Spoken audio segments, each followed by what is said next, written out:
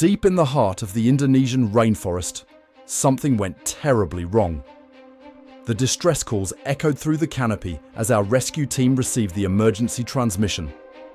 A baby orangutan was trapped, and what had it cornered wasn't just any predator. This was a 20-foot reticulated python, one of the most powerful constrictors on the planet, and it had no intention of letting go. I'm Sarah Chen, and I've been leading wildlife rescue operations in Southeast Asia for over 12 years. What you're about to witness is one of the most dangerous animal rescues we've ever attempted. Our team had less than 30 minutes to devise a plan before this innocent creature would be crushed to death.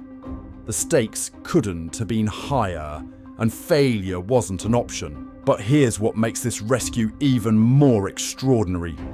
Not only did we have to face down a massive anaconda in its natural habitat, but we also had to navigate through dense jungle terrain with specialized equipment that had never been tested in these exact conditions. The baby orangutan's mother was nowhere to be found, which meant this little one was completely defenseless against one of nature's most efficient killers. Now, you might be wondering how a situation like this even develops. Orangutans are incredibly intelligent primates, and adults rarely fall victim to python attacks. However, young orangutans who venture too far from their mothers can become easy targets.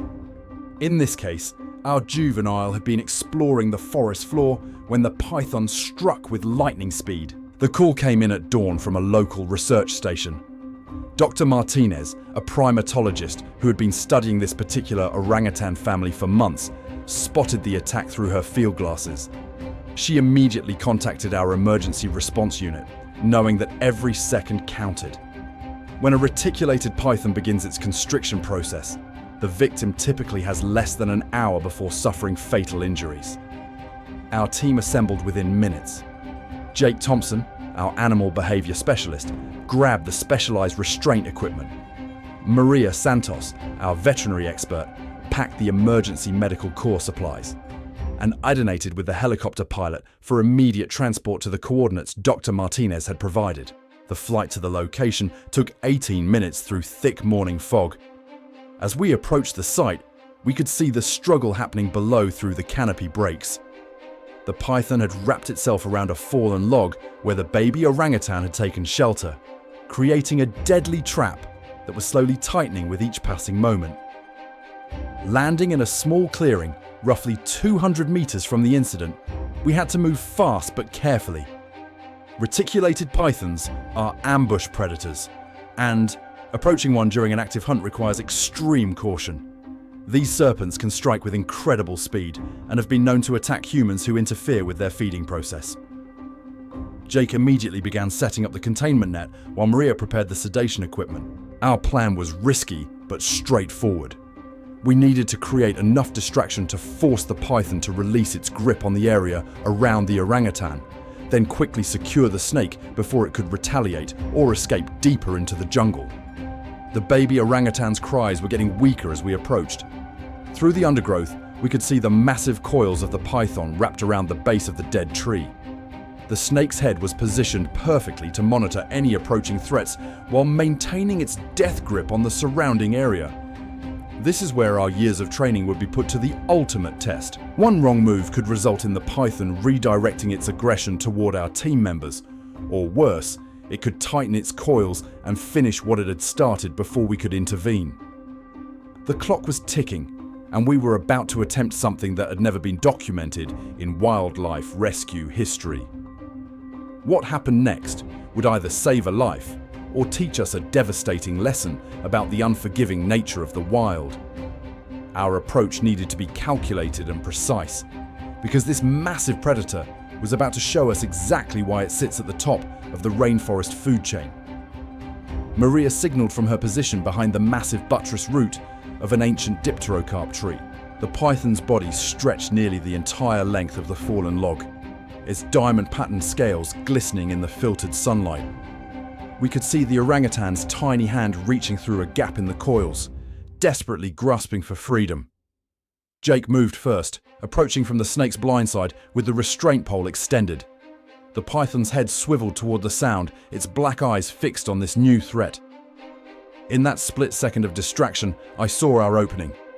The baby orangutan was still breathing, still fighting, but the coils were tightening incrementally with each of the python's defensive movements. The snake's massive head rose from the ground, easily 6 inches wide, as it assessed Jake's approach.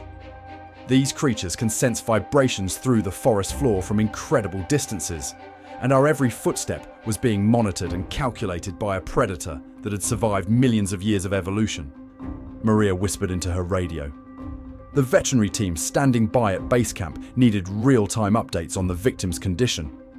From our vantage point, we could see labored breathing and signs of circulation restriction. Time was running out faster than we had anticipated.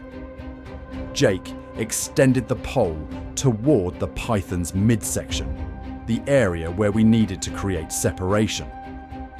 The snake responded immediately, uncoiling partially to face this new challenge. Its body moved with fluid precision, each muscle coordinated in a display of raw power that reminded us exactly what we were dealing with.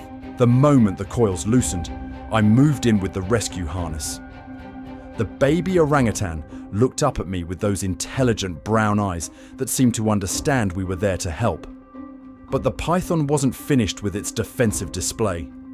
It struck toward Jake's position with incredible speed, missing the pole by mere inches. This was the critical moment.